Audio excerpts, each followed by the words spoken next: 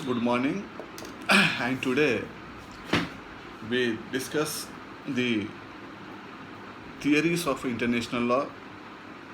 Already there are two important theories are there. One is the theory of natural law and theory of positivism.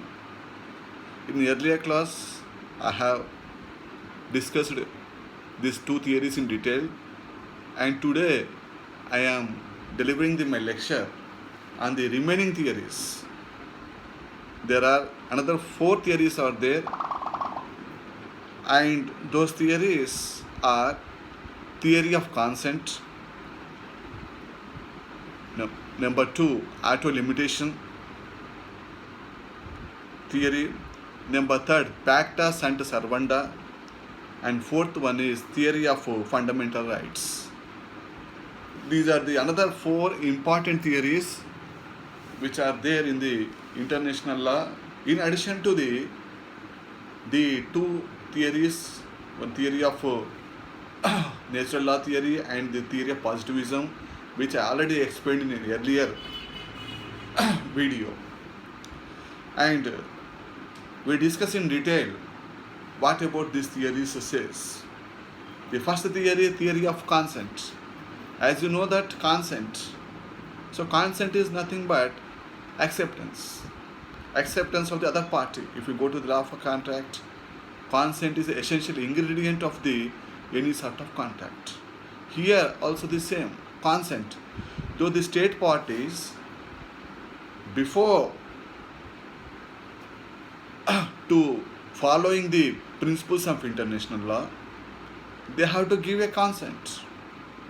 If the consent is not given by the states, then that law cannot be called as a law. So they have to accept that law. And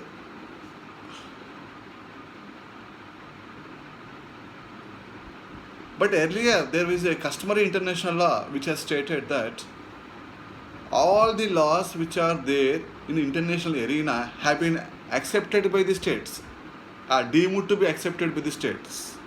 There is no specific another consent is required. But this theory was good when there were limited nations were there. But after 1945, much of the world has been liberalized, much of the world has been got independence, nations have been got independence from colonial powers, British, French, Portuguese, Dutch. So many nations have come into horizon of the world. In Asia, Africa, Latin America, South America. So all those countries which are there, they got independence. So they started stressing that consent should be there because they got the sovereign power. When the sovereign power is there,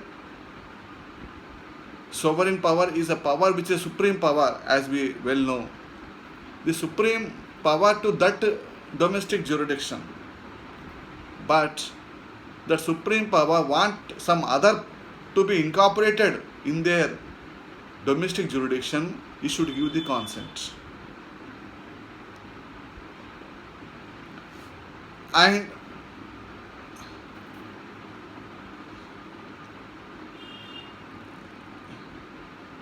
in case of recognition of the states, a state comes into picture, a new state is born, a state is divided, some states are clubbing together, unified into single state. That has happened in Germany, and that has happened in Soviet Russia. When Russia was created in 1917, after Soviet Union was created in 1917 after Bolshevik Revolution. The 15 nations, they have come together. So in such a scenario, this theory plays very important role. The state has to give the consent. Until state does not give the consent, there is a existence of state is at the doubt. So theory And also the theory says that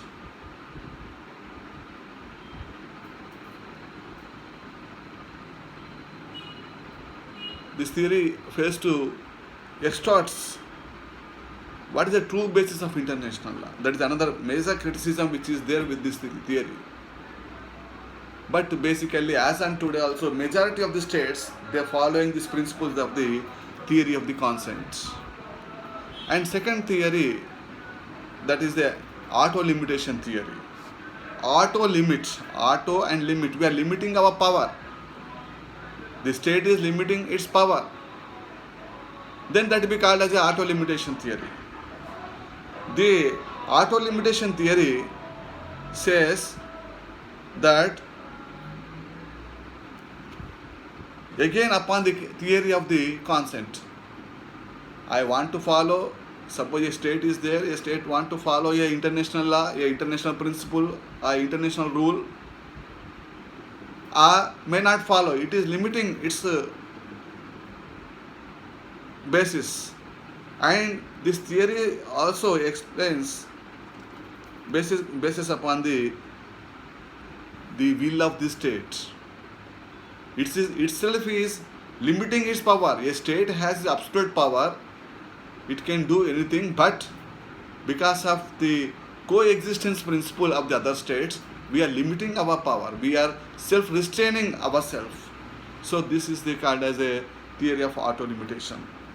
The next theory, third theory, that is a pacta sunt servanda. It is a Latin word. Pacta means an agreement. Sant servanda means to follow in true spirit. So pact sunt servanda is basically propounded by the famous Italian jurist Angiolati. It says that the states, when it enters any sort of agreement, any sort of accord, they have to follow in true spirit. It binds upon the state to follow, because it has entered this theory, we entered this pact basing upon the, after discussing the pros and cons of that covenant. Then we are signing that covenant, means you have to follow. It is a must on part of the state to follow that kind of accord or agreements. Then we have another theory, that is a last theory, that is a theory of fundamental rights. And this theory basically bases upon the principles of naturalistic viewpoint. So this theory says that man is used to live in a state, natural state, and possessed some fundamental rights such as the right of independence, equality, self-preservation, etc. So it is a common principle, common elements, common things which are required for a human being to survive. Without that, we cannot survive. Right to life, right to equality, right to liberty, right to speech, right to live, right to family. So these are the basic elements for any human being, whether in the developing countries or in developed countries, whether in the underdeveloped countries. So the states have to guarantee these things. So that is the reason. If you observe the American Constitution, they have the Bill of Rights is there. If you observe our Constitution under the Part 3rd of the Constitution of India, we have the fundamental rights. Fundamental. The state cannot abrogate, state cannot interfere in our fundamental rights. Only it can interfere when there is a law and order problem is there, a security of the state is there, certain exemptions are there. During that time only state can interfere. Other time the state has to guarantee our fundamental rights. So fundamental rights like that. Here in international law also, every state has to guarantee these principles, these things to the citizens of their respective domain. And as you know that every theory has its some lacunas are there. Even this theory also has certain lacunas, like